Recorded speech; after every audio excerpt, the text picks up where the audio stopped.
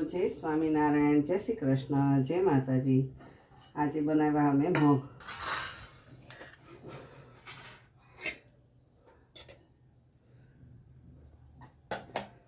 મગ બનાવ્યા, કઢી ભાત,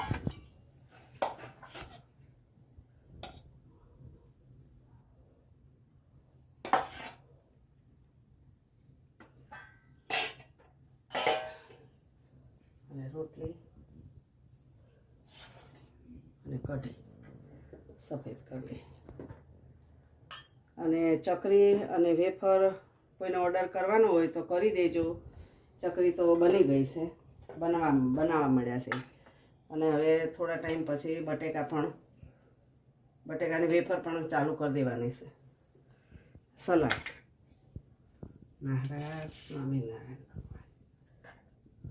અને કોઈને ઓર્ડર કરવો હોય તો નીચે નંબર આપેલો છે, એ નંબર ઉપર ફોન કરજો।